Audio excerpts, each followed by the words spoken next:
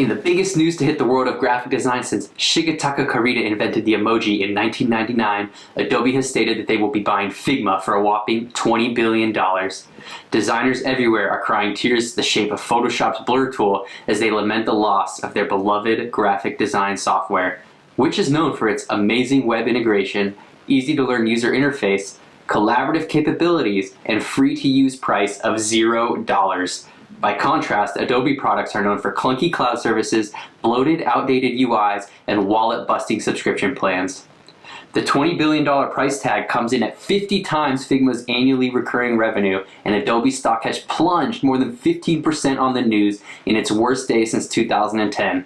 However, 30-year-old CEO Dylan Fields is laughing down to the bank as the world's newest minted billionaire, despite having tweeted in 2021, "Our goal is to be Figma, not Adobe." With news of the acquisition, he has tried to reassure Figma fans, "We want to retain our identity," but the design community isn't holding their breath.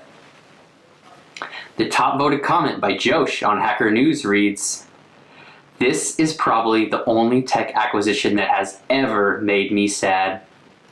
Optimize3, who has been holding out against evil subscription-based pricing since 2012, is having his last laugh on the forum. Still running Creative Suite 6 in a virtual machine for security, isolation, and compatibility, as I only use the product 2 to 3 times a year and refuse to give in to Adobe's rent-seeking. As a Creative Cloud subscriber myself, I hold on to the fact that I torrented the out of their software in high school. The simpler times when ISOhunt.com and LimeWire reigned supreme. As for today, many believe that Figma's soul will be completely devoured by the Adobe behemoth. So let's end with a moment of silence to remember the great software that Adobe killed. RIP Dreamweaver, RIP Firework, RIP Macromedia Flash, and RIP Figma.